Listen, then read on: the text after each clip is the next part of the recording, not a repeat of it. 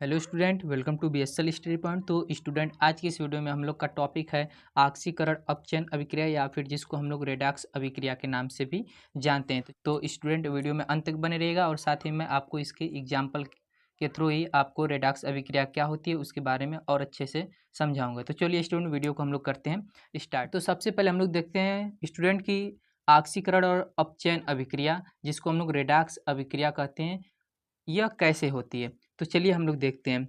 वह रासायनिक अभिक्रिया जिसमें ऑक्सीकरण और अपचयन अभिक्रिया एक ही साथ और एक ही समय पर संपन्न होती है, रेडॉक्स अभिक्रिया कहलाती है। स्टूडेंट, एक बार फिर से ध्यान समझिए, यानी कि ऐसी अभिक्रिया जिसमें ऑक्सीकरण और अपचयन दोनों अभिक्रियाएं जो होती हैं एक ही साथ हो और एक ही समय पर समाप्त भी हो, यानी कि खत्म भी एक ही समय पर हो और शुरू भी एक ही समय पर हो, ऐसी अभिक्रिया को रेडॉक्स अभिक्रिया कहते हैं। तो सबसे पहले स्टूडेंट आप लोग समझ लें कि ऑक्सीकरण अभिक्रिया क्या होती है और अपचयन अभिक्रिया क्या होती है।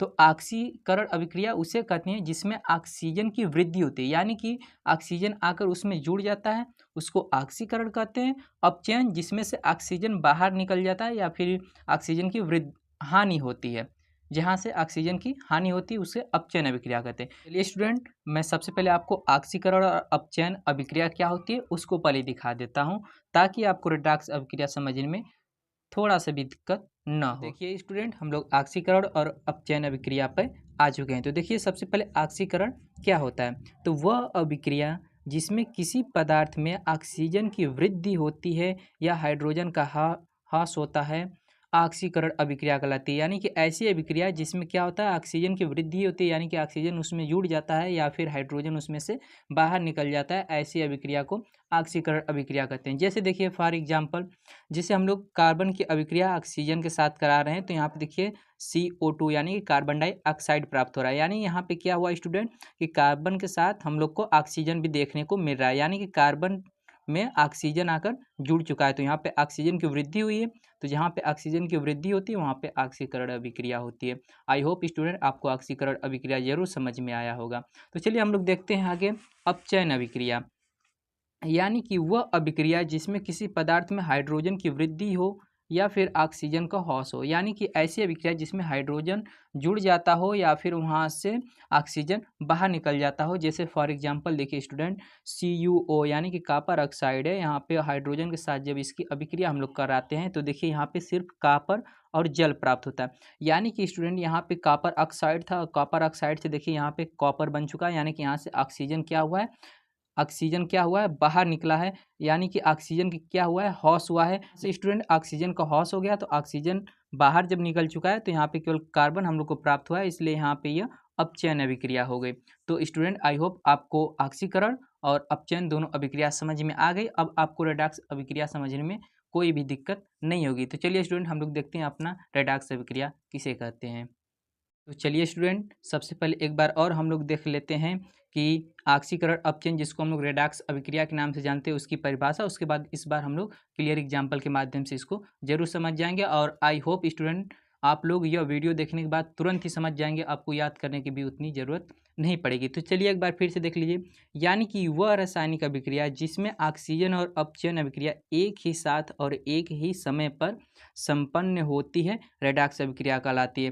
तो स्टूडेंट, यानी कि ऐसी अभिक्रिया जिसमें ऑक्सीकरण और अपचयन अभिक्रिया एक ही साथ हो और समाप्त भी एक ही साथ हो, रेडॉक्स अभिक्रिया कहलाती है।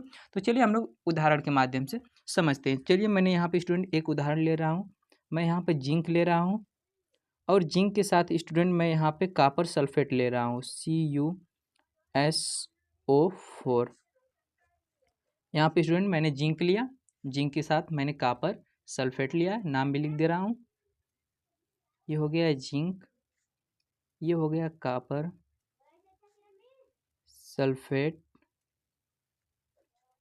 अब जब जिंक की हम लोग अभिक्रिया कॉपर सल्फेट के साथ कराते हैं तो हम लोग को यहाँ पे जिंक सल्फेट प्राप्त होता है स्टूडेंट, जिंक सल्फेट प्राप्त होता है और साथ में हम लोग को यहाँ पे कॉपर भी प्राप्त होता है, यानी यहाँ पे हम लोग को जिंक